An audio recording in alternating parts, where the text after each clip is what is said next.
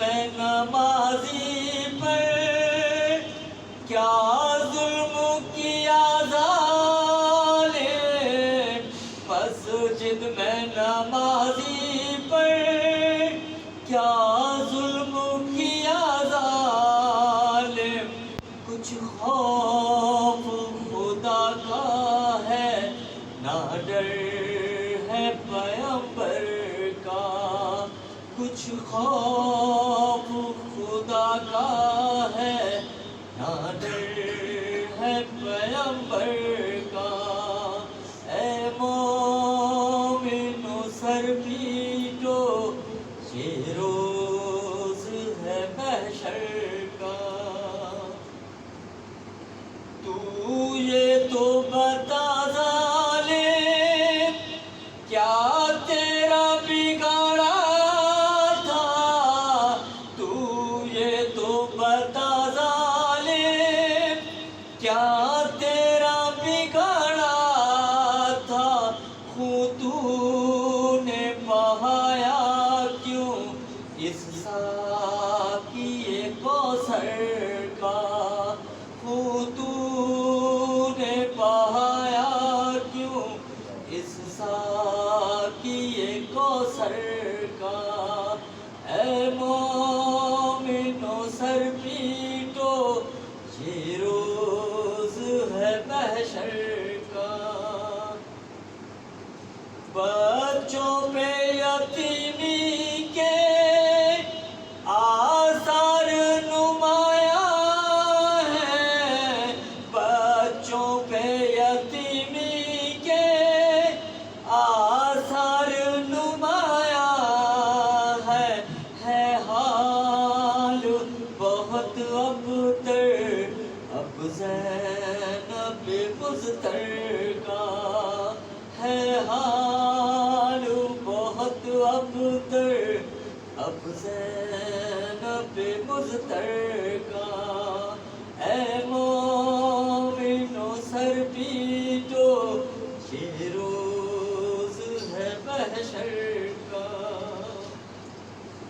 سر پیٹو عزادارو یہ رخصت آخر ہے، سر پیٹو عزادارو یہ رخصت آخر ہے، اٹھتا ہے جنازہ اب آفاق کے رہبر کا، اٹھتا ہے جنازہ اب آفاق کے رہبر کا، اے مومنو سر پیٹو یہ روز ہے محشر کا، اے مومنو سر پیٹو یہ روز ہے محشر کا، نعرہ صلوات اللہم صلی علی محمد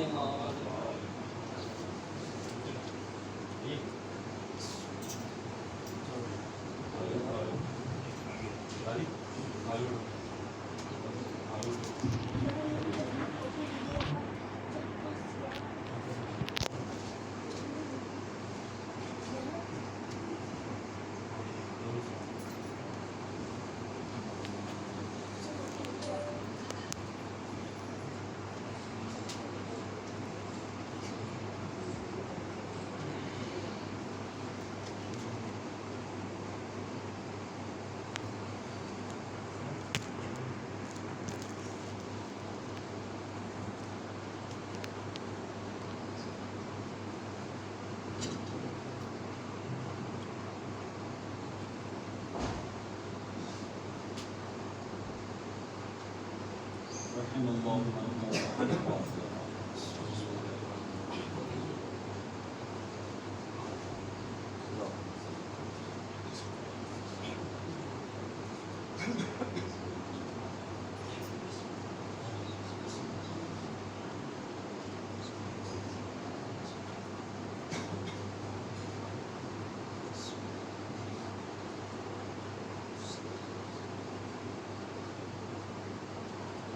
فقرزوا أمري إلى الله إن الله بصير بالعباد. أعوذ بالله من الشيطان اللعين الرجيم. بسم الله الرحمن الرحيم. الحمد لله الذي لا يبلغ مدحته القائلون ولا يحصي نعماءه العادون ولا يؤدي حقه المجتهدون، الذي لا يدركه بعد الهمم ولا يناله غوص الفتن، الذي ليس لصفته حد محدود ولا نعت موجود ولا أجل ممدود ولا وقت معدود، فطر الخلائق بقدرته ونشر الرياح برحمته ووطد بالصخور ميدان أرضه، ثم الصلاة والسلام على سيد الأنبياء والمرسلين خاتم النبيين أبي القاسم محمد اللهم صل على محمد وآل محمد وعلى أهل بيته الطيبين الطاهرين لا سيما بقية الله في الأرضين روحي وأرواح العالمين بالتراب والرحمة والفداء، واللعنة الدائمة على أعدائهم أجمعين من يوم عداوتهم إلى قيام يوم الدين. أما بعد، فقد قال الله تبارك وتعالى في كلامه المجيد وفرقانه الحميد. بسم الله الرحمن الرحيم. لو كان البحر مدادا لكلمات ربي لنفد البحر قبل أن تنفد كلمات ربي ولو جئنا بمثله مددا. صلوات اللهم صل على محمد وآل محمد. ایک مرتبہ کیا کرتے ہیں؟ اللهم صل على محمد وآل محمد.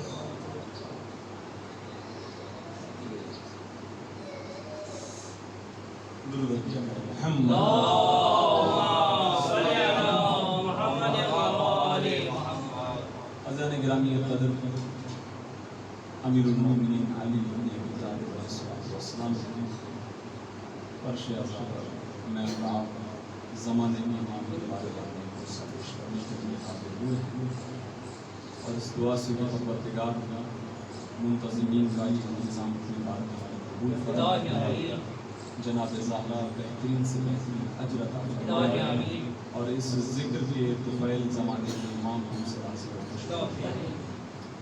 اس مجلس اعلیٰ سے تکلم کے لیے میں نے آپ کی خدمت میں سورہ مبارکہ کہف کی آیت نمبر 109 کی تلاوت کا شرف حاصل کیا، جس میں ارشاد رب العزت ہوتا ہے کہ قل، اے حبیب آپ ان سے کہہ دیجئے کہ لو کان البحر مدادا، اگر یہ سمندر سیاہی بن جائیں لکلمات ربی، یہ اس لیے سیاہی بنے تاکہ تیرے رب کے کلمات کو لکھنے لگے، تو لنفد البحر، یہ تمام کے تمام سمندر تو ختم ہو جائیں گے لیکن تیرے رب کے کلمات نہ ختم ہو۔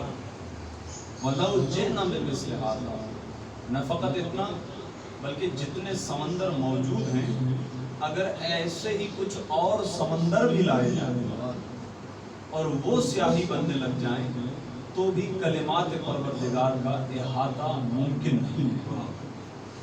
نہایت طول اور طویل گفتگو اس آیہ شریفہ کے ضمن میں مفسرین نے ارشاد فرمائی ہے۔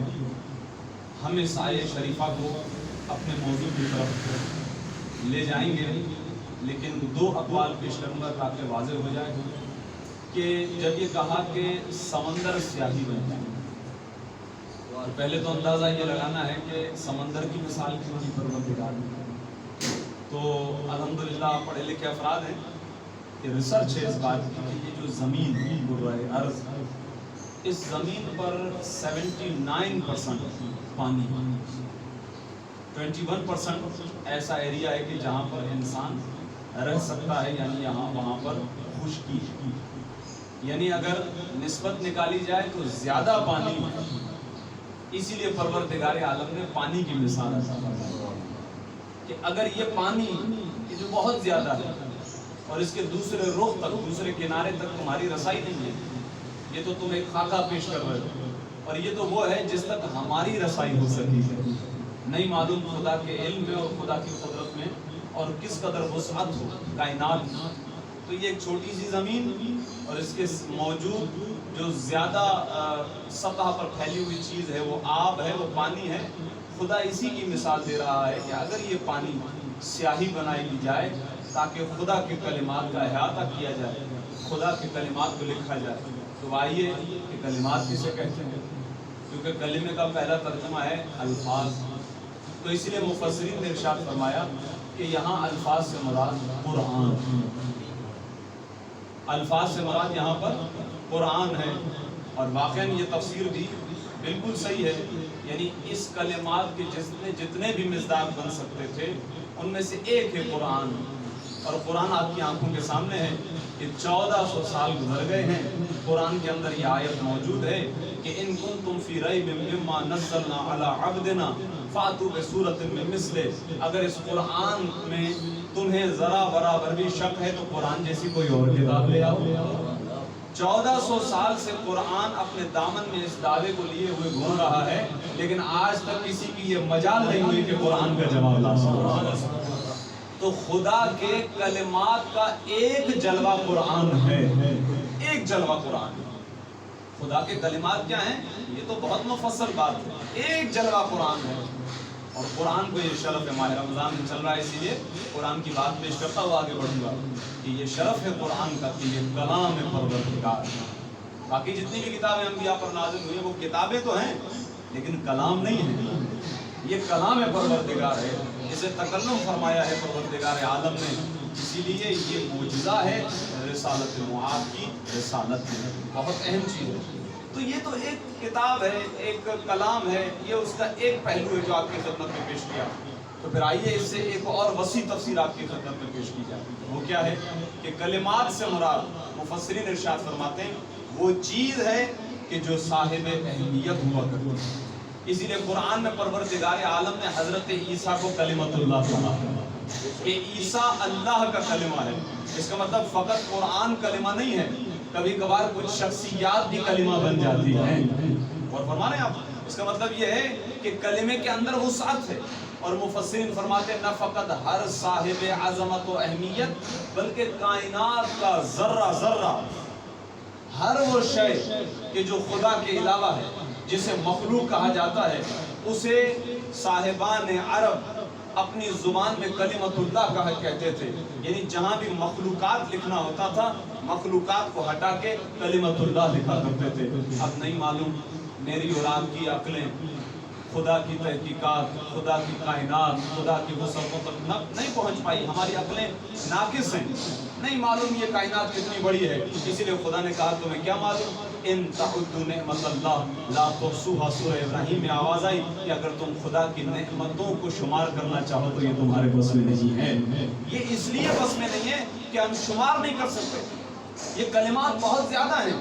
تو اب آئیے جب کلمات بہت زیادہ ہیں تو ہمیں ان کلمات کی طرف متوجہ ہونا پڑے گا کہ جو بہت زیادہ اہمیت کی حامل ہیں، جو بہت زیادہ صلاحیت رکھنے والی ہیں، جو بہت زیادہ خدا کے قریب ہیں. تو اب آئیے امیر المومنین علی ابن ابی طالب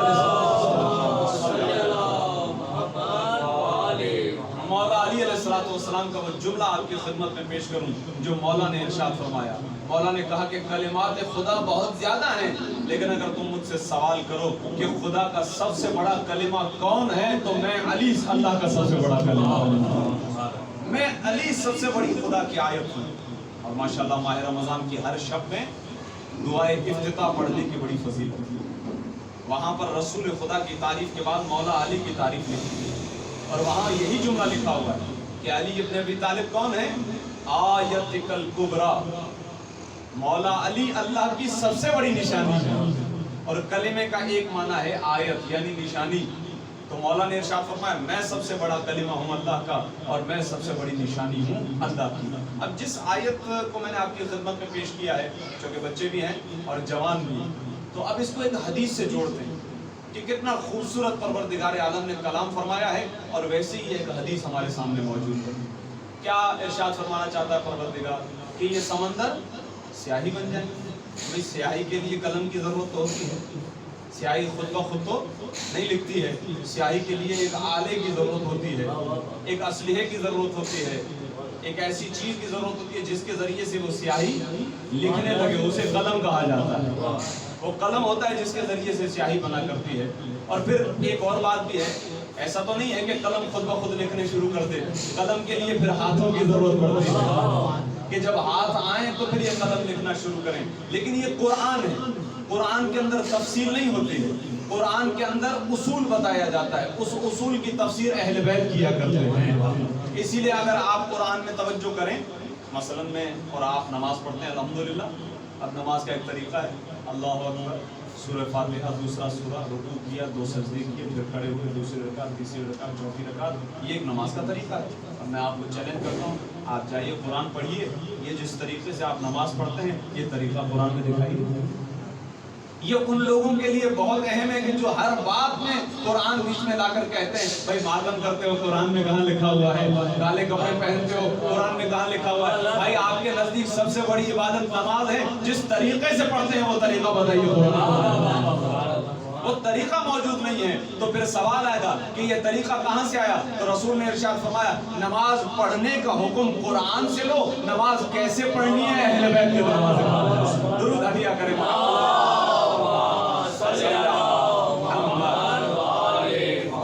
आपका इरशाद गिरामी है कि सल्लू कमा रअयतुमूनी उसल्ली, नमाज उस तरह पढ़ो जिस तरह मुझे देख रहे हो मैं नमाज पढ़ रहा हूँ। रसूल ने नमाज पढ़ी, हमने देखा वही नमाज। अब मैं इस उलझन में तो नहीं पढ़ूंगा, लेकिन रसूल के बाद 25 साल गुजर और 25 साल के बाद दुनिया अली इब्ने अबी तालिब के दरवाजे पर और कहा, मौला इस खिलाफत के आप भी हकदार, आप आइए खिलाफत को संभालिए। मौला ने इरशाद फरमाया, जाओ बस मुझे छोड़, मुझे इसी की हैसियत में छोड़। कहा नहीं मौला, ये खिलाफत आपका हक है, आप आइए हम आपके हाथ पर। मौला ने कहा, अगर मैंने खिलाफत संभाली तो बड़ा मसला हो जाएगा, फिर अगर मैं बैठूंगा तो अपनी मर्जी से बैठूंगा। कहा हम राजी हैं। कहा चले ठीक है। तो आया पहली नमाज का वक्त और मेरे मौला ने नमाज पढ़ी, और यहाँ नमाज का खत्म होना था और पहली सफ में बैठे हुए बड़े बड़े बुजुर्गों ने उठकर ये जुमला कहा, कसम ब खुदा आज अली के पीछे नमाज पढ़ी तो हमें रसूलुल्लाह की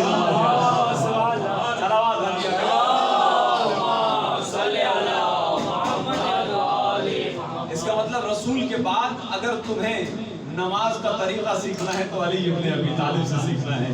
दीन अगर किसी से लेना है तो वो अली इब्ने अबी तालिब अलैहिस्सलाम से लेना है। मैंने ये हदीस फकत इसलिए पेश की क्योंकि इस आयत शरीफा के जरिए से किसी ऐसी ही हदीस की तरफ जाना चाहता हूँ जो रसूल इस्लाम का कलाम है। आपने इरशाद फरमाया कि या अली, ऐ अली, बिल्कुल ऐसी जुमला है लेकिन जो कि कुरान उसूल पेश करता है और हदीस उसकी तफसील।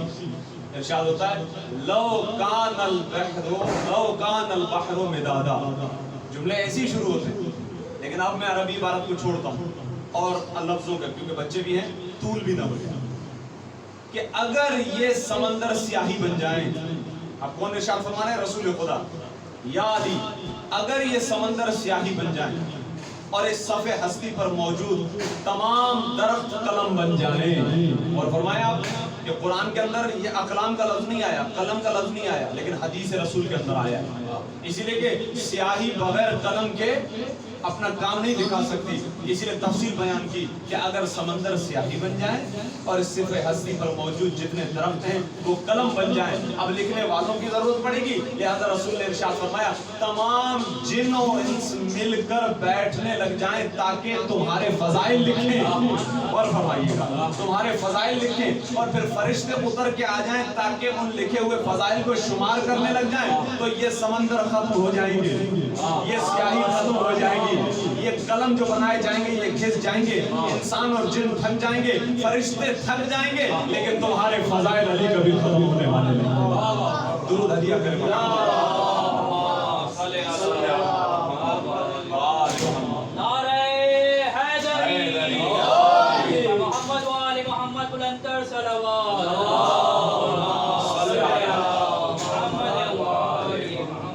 मौला तेरे फजाइल है, अली तेरे फजाइल ये शुमार नहीं कर सकते, ये गिन नहीं सकते।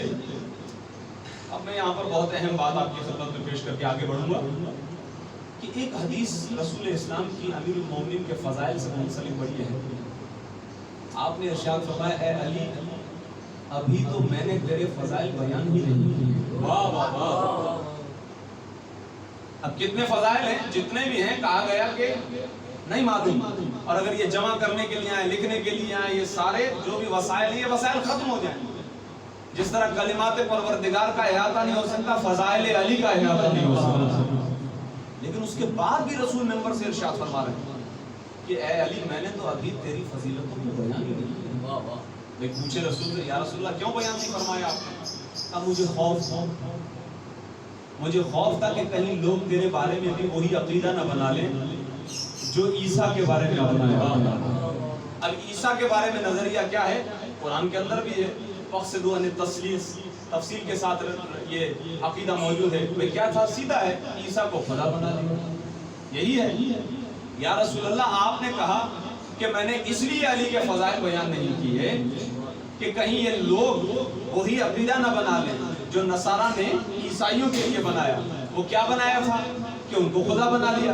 یا رسول اللہ آپ نے نہیں بنایا تو نصیری پیدا ہو گئے، اگر بیان کرتے تھے تو کیا ہو جاتا؟ درود ہدیہ کرے محمد صلی اللہ محمد. ابھی تو بیان نہیں ہوئے تو نصیری خلق ہو گئے اور انہوں نے علی ابن ابی طالب کو خدا بنا لیا. اگر بیان ہو جاتے تو کیا ہو؟ تو یہ ایک بات. مولا علی کی جتنی بھی فضیلتیں، یعنی مولا علی کی فضیلتوں کا احاطہ نہ ہونا کہ پتہ نہیں یہ کتنی ہیں، اور رسول بھی ارشاد فرماتے ہیں اتنی ہے کہ میں نے بیان ہی نہیں کی. اچھا ایسے بھی رسول نے نہیں کہا کہ میں نے اپنی طرف سے، نہیں، جتنی اللہ نے مجھ سے بیان کی ہے اتنی میں نے بیان نہیں کی. جتنے اللہ نے فضائل مجھے علی کے بتائے میں نے اتنے بیان نہیں کی. اور پھر آگے جملہ ملتا ہے کہ اگر میں وہ فضیلتیں بیان کر دیتا تو علی جہاں جہاں سے گزرتا علی کے قدم کی خاک اٹھا کر لوگ اپنے لیے تبرک کے طور پر. یہ مولا علی کی فضیلتوں کے سلسلے میں بیان ہو رہا ہے. اب میں آپ کی خدمت میں ایک موضوع چھیڑ دیتا ہوں اور میرے بچوں اور جوانوں کے لیے یہ یوں سمجھیے ایک ہوم ورک ہوتا ہے، کیونکہ ایام علی چل رہے ہیں اور یہ تو بحث چل رہی ہے بہرحال مارکیٹیں کھولنی ہے نہیں کھولنی ہے، لاک ڈاؤن چلانا ہے یا نہیں چلانا ہے. لیکن کم از کم اتنا طے ہے کہ کچھ نہ کچھ فرصت ہمارے پاس ہے تو یہ ہوم ورک ہمیں کرنا چاہیے ایام علی ابن ابی طالب. دیکھیں کچھ کام ہمارا سب کا ہونا چاہیے.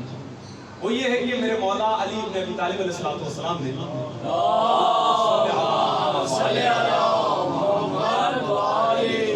ایک مقام پر خطاب فرمایا ہے مسجد کوفہ سے.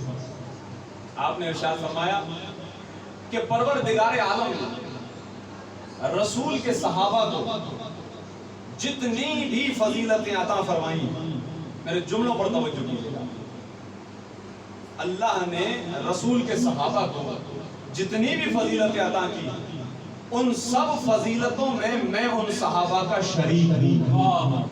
اور فرمائیے گا میں ان تمام فضیلتوں میں ان کا شریک ہوں. یعنی ایسا نہیں ہو سکتا کہ رسول کے کسی صحابی کو کوئی فضیلت مل جائے اور علی اس فضیلت میں شریک ہو، بلکہ مولا علی سے آگے بڑھے. میں مثال دوں گا سمجھانے کے لیے. مولا علی نے فقط اتنے جملے ارشاد فرمائے بلکہ جو فضیلتیں ان صحابہ کو ملی مجھ علی کے پاس وہی فضیلت کمال کی حد تک نہیں ہے. اب میں مثال پیش کروں گا تاکہ جملہ واضح ہو جائے. مثلا حضرت سلمان ہمارے نزدیک بڑی معتبر شخصیت، جناب سلمان، ان کے بارے میں رسول خدا نے ارشاد فرمایا یہ حضرت سلمان کی سب سے بڑی فضیلت ہے کہ سلمان منا اہل البیت، سلمان ہم اہل بیت میں سے. تو اگر سلمان کی سب سے بڑی فضیلت یہ ہے کہ ان کا شمار اہل بیت میں ہو رہا ہے تو علی تو خود اہل بیت میں ہیں، یعنی علی خود عین اہل بیت میں. اور فرمائیے گا تو جتنی بھی فضیلتیں صحابہ کو ملی ہیں علی ان میں کمال پر ہیں. لیکن میرے مولا نے آگے بڑھ کر جملہ ارشاد فرمایا لیکن اللہ نے مجھے کچھ فضیلتیں ایسی عطا فرمائی ہیں کہ جن میں میرا کوئی شریک نہیں. کچھ ایسی فضیلتیں ہیں کہ جن میں کوئی صحابی میرا شریک نہیں ہے. اب غور فرمائیے گا. اب میں یہاں سے یہ اشارہ، یعنی آپ کہیں گے کہ یہ تو آپ نے ایسا موضوع چھیڑ دیا، یہ بطور ہوم ورک کتاب خصال جس کا ٹرانسلیشن اردو کے اندر ہے، شیخ صدوق علیہ الرحمہ ہمارے مکتب کے بہت بڑے عالم دین. یہ کتاب آپ کو انٹرنیٹ پر اپلیکیشن کی صورت میں بھی مل جائے گی. یہ کتاب آپ کو PDF کی صورت میں بھی انٹرنیٹ سے مل جائے گی. آپ اس کو ڈاؤن لوڈ کریں, اپنے پاس رکھیں اور پھر اس کتاب کا مطالعہ کریں. اس کتاب کے اندر خصال کا مطلب ہوتا ہے قسمیں. خصال کا مطلب ہے قسمیں. اور شیخ صدوق نے یہ کتاب اس طرح لکھی ہے کہ کوئی حدیث مثلا 2 قسمیں, تو جتنی حدیثیں 2 قسموں پر ہیں ان کو جمع کیا. مثلا علماء کی 3 قسمیں, لوگوں کی 3 قسمیں. تو اس طرح شیخ صدوق نے وہ حدیثیں جمع کی کہ جو 3 پر ہیں, پھر 4 پر ہیں, پھر 5 پر ہیں. اس طرح یہ کتاب لکھی ہوئی ہے, اسی لیے اس کتاب کا نام رکھا ہے خصال. اور یہ حدیث اس باب کے اندر ہے, اس پورشن کے اندر ہے, اس چیپٹر کے اندر ہے کہ جہاں وہ حدیثیں جمع ہیں کہ جہاں پر 70 کا ڈیجٹ 70. اب میرے مولا علی نے ارشاد فرمایا کہ اللہ نے مجھے ایسی 70 فضیلتیں عطا فرمائی ہیں, اور فرمائیے گا کہ جن فضیلتوں میں کوئی صحابی میرا شریک نہیں. اور وہاں سے یہ سلسلہ شروع ہوتا ہے اور میرے مولا علی کی فضیلتیں شروع ہوتی ہیں. اب میں ظاہر ہے یہ مختصر سا وقت ہے ہمارے پاس, لیکن میں نے جان بوجھ کر اس حدیث کو آپ کی خدمت میں پیش کیا ہے, اسی لیے کہ اس میں میرے مولا علی کی وہ فضیلتیں ہیں کہ جس میں میرے مولا علی کا کوئی ثانی نہیں. اب میں وہ حدیثیں پیش کروں گا کہ جو جاذب نظر ہیں اور حفظ ہو سکیں. اس کے بعد پھر یہ آپ کا کام ہے کہ آگے آپ مطالعہ کریں اور اپنے دل کو شاد کریں, مولا علی کی فضیلتوں کو پڑھیں اور اپنے بچوں کو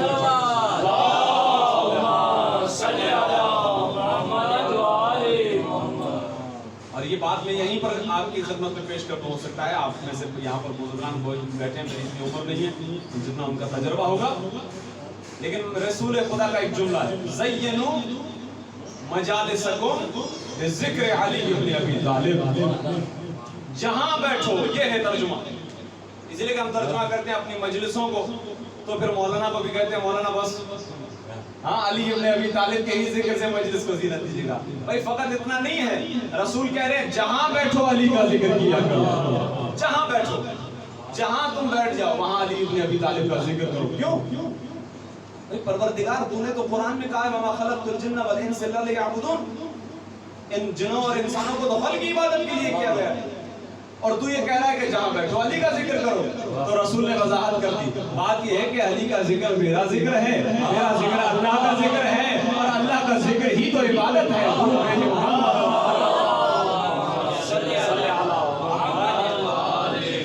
ہرگز یہ تصور نہ کریں تو علی کا ذکر ہو رہا ہے تو اب کیا کریں گے. بھئی علی ابن ابی طالب علیہ السلام کا ذکر ہی تو عبادت ہے.